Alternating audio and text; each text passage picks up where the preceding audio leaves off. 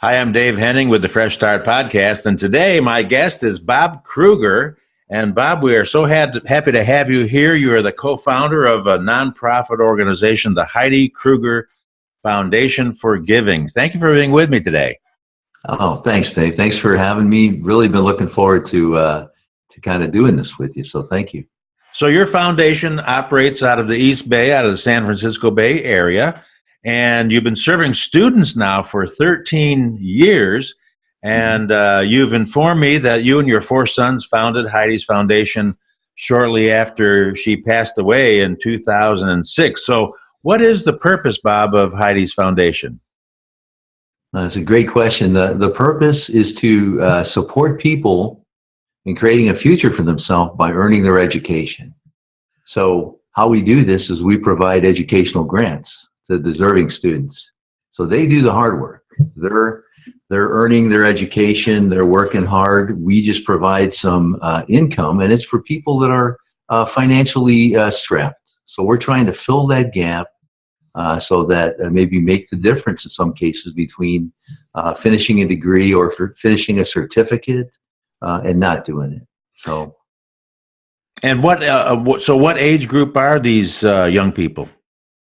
Well, it's really interesting, Dave. To date, they've all been, graduate from high school, so college age, but could be 18 up to about 24. And it doesn't matter if it's older than that.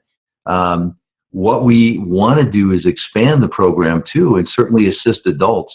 So there really isn't an age limit, Dave. It's more of you have to finish high school. You have to be, in college. Now, originally, the requirement was full-time in college, but now, as we'll probably be supporting people, we hope to, that are working full-time that may not be able to be full-time in college, certainly that'll be suspended for working people. But, at this point in time, the real answer is whatever age people need financial help to get their degree, to get their certificate, we're good on it. Our job is to support. Awesome. So tell us the story of the foundation and how this all started, Bob. Well, I think you alluded to a little bit of it, Dave. My wife, Heidi Krueger, passed away in 2006. And, it was difficult on my sons and I, for sure. And afterwards, we sat down and we talked a lot about her. And one of the things about Heidi is she was just a giver. She was known to be a giver. And so we said, well, can we do something to honor her name? Can we do something that would be giving or contributing? So we said, okay, we're going to start this foundation. We have no idea how to do it. We started it up. I went to a lawyer friend. He gave us some clues. We went to the Los Gatos Community Foundation, which is a large nonprofit in Los Gatos. And Heidi was actually on the board of directors there. So I pitched them and said, hey, we were going to form this foundation. We'd like to go under your umbrella as a nonprofit. So we did that for many years. So they supported us right off the bat. I think, and then to conclude the answer, I think it really was finding a vehicle to both help people in her name and propagate her name. So the vehicle we decided on was, providing grants, scholarships to people in need for school. Maybe in the future, and I would love that, maybe we progress to that plus something else. Maybe we give $20,000 a year to a cancer fund in someone's name. So, the possibilities are endless here. We feel very fortunate to have gotten this far and served this many people. So who are these students? Where do they come from? How do they find you? And you said a little bit about some of their situations, but so how do you connect? Yeah, see, it's really interesting. It's a chicken and egg situation, Dave. It really is. So if we were to put out somewhere, hey, we're taking all applications, we are a very small but potent nonprofit. So there's 7 of us on the board of directors. Of course, those are non-paid positions, all volunteer. So we kind of are juggling the balls of, yes, we'd like to have 1,000 applications, and if we got more than 5 at a time, we couldn't process. So to answer your question, it's mostly by word of mouth, it's by people that go on our website, see what we do, and the process really is they send us an email or give us a call. Myself or one of the board of directors will qualify them. And a couple of qualifications, if I may, real quick, would be just household income. Household income has to be $80,000 max a year from all sources. Need to be in school or going in school. So, for instance, you can apply as a senior in high school, going to USC or whatever. And then also a B average in school. And there's a couple of smaller ones, but that's kind of the what's required to do it. This is going to be interesting for us because I really hope that this gets out to a lot of people, and as a result, we have more donations, which means we can give out more grants. I hope that we have more applicants as well too. But at the same time, I'm kind of going, I hope we don't have too many applicants. This could be scary. So it would be a good problem to have, Dave. And what are some of the schools that the students end up going to or are going to as you support them? Great schools, man. Let's see, San Jose State here locally. Let's see, Sergio is down at USC. He's from the Bay Area, but he's down at USC. Let's see, latest is at Sonoma State right now. Gosh, we've had graduates from Point Loma, the Nazarene. We've had graduates from Santa Clara U. So really great schools. And then a lot of those people have gone to junior colleges along the way as well too. So where they want to go is independent of us. We just want to help them and use us as a vehicle. Now, the one thing I want to say, I mean, let's be clear. This is not, we would not fund an entire tuition. We're not that size of a nonprofit. So our grants would be from $1,000 to say $7,000 at a time, right? So that won't fund a full education, right? But it's not intended to. It's more of a stopgap measure. Awesome, very cool. So you talked about fundraising. What are some of the ways you go about raising funds? Is that a year-long process? Yeah, it is. It's usually more intensive from about right now through November. It's probably our biggest season for it. So initially, first year, I just let a bunch of people know, hey, we're starting this foundation. This is what we're doing. And boom, contributed, $5,000, just friends of ours, business associates, people that knew Heidi. So we kind of started off and we gave out our first grant based on that. We realized we needed to start doing some fundraising. So people donate directly on the website, so direct donations, and also, sending checks to the foundation. Our big fundraiser is our golf tournament. This year it's at August 24th. That's a Saturday. And it's at Sky West Golf Course in Hayward, Northern California here. And we've done it there, gosh, probably 6 times. And it's a pretty fun event. And that's the thing too. We really want people to have a blast while they're there. And then we try to do a good job of letting them know, hey, every mulligan you buy, every raffle ticket you buy, you're helping a kid go to college, helping a person go to college. So it ends up being the kind of event I really am proud of my board of directors. I'm proud of all these volunteers, all these people that help us put it on, Dave. So that it ends up being something that people really enjoy.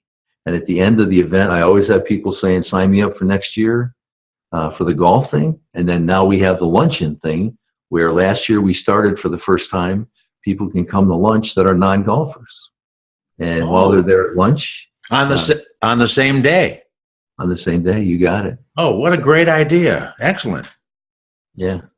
I'm sorry. I feel like I'm talking too much. I'm excited about this. This is no, this is great. Great information. Fantastic, really, because I think you and I had mentioned, by the way, I'm a graduate of the sister college of Point Loma Nazarene. I went to Southern Nazarene University in Oklahoma City a long time ago. Trust me, very long time ago. But a great school. I understand that Point Loma, actually, the track there is used by a lot of the Olympic runners for training. It's a beautiful, beautiful campus down there in San Diego. You mentioned the other schools, which are all fabulous, excellent places of higher education. And what you're doing is phenomenal for helping young people cross the line and make it to the finish line of getting their education, which I'm very passionate about myself, is education, as you know, with our work in Kenya and in the United States as well. So in addition to the golf tournament and the simultaneous lunch, are there other types of fundraisers that you use at other times of the year or throughout the year? Yeah, there sure are. It's the name may get changed, but right now it's the Brewfest, and it's going to happen. This will be our second one, and it's in October. It's in the Santa Cruz Mountains, and if you know any people watching, if you know Roaring Camp, which is a narrow gauge railroad that goes to Sultan, you know this? Yes, been there. Great place. Beautiful, beautiful in the mountains up there. Wow. We've got it for a day. So last year was our first one. We sponsored it, had all these incredible bands playing, and then there was 12 breweries that came, hence the Brewfest. And one of the breweries is my son's company, Humble Sea. Well, that's Frank Scott Krueger. Well, he's also on our board of directors. So he was the one that said, hey, let's add this as an alternative to our fundraisers, and let's do it completely different, probably different, people and supporters from the golf tournament. Let's do beer and music. So this will be our second one, and it's Saturday, October 4th. Saturday, October 4th. Yep. Excellent, excellent. As you probably know, I'm a big fan of music with my background in the radio industry. So I'm curious about what kind of bands do you bring in? I got to get there, listen to this stuff. Last year it was a lot of, it was supposed to be bluegrass. Now there was some bluegrass. Man, they had some great rock bands there, which I like everything, but I am partial, I have to tell you, to rock. And oh my gosh, they had some tremendous bands there. Oh, that's fantastic. So you and I had discussed at some point about, we discussed you've lost your wife. I had lost my son and my father early, and it's kind of like having a cut on your hand, and eventually the pain goes away, but the scar is still there. So a lot of memories and we talked about, one of the things we mentioned was that God wants you to use your pain. And I think that's exactly what you've done with your foundation. I know from talking with you what a devastating experience it was for you to lose Heidi. However, you came out and you're doing this incredible service for young people. And so what are your goals for the Heidi Foundation this year and going into 2020? Sure. Let me just say, here's what I see as our job. Our job is to get it done for these young people. And in fact, in my business, I have a consulting firm. It's exactly the same thing. And I always preach this. The bottom line is implementation.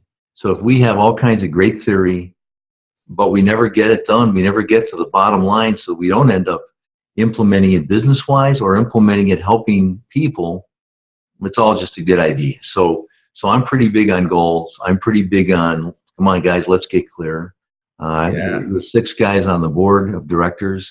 They're all overachievers. They're all fantastic people. With that in mind, we push ourselves and we're pushing the foundation. It's a very simple equation. The more money people contribute or the more money we raise, the more people we help create a future for themselves by getting their education. It's just that. Simplest equation in the world. So we got to bring that back then to, okay, so what are we doing? So what we're shooting for this year is to award 5 grants from $1,000 to $5,000 each. And I say one. Do we ever really give $1,000? Not really, but that is the low end of it. What happens all the time, Dave, if I could, diverge just for a second. So what happens is when someone fills out an application, it's quite lengthy.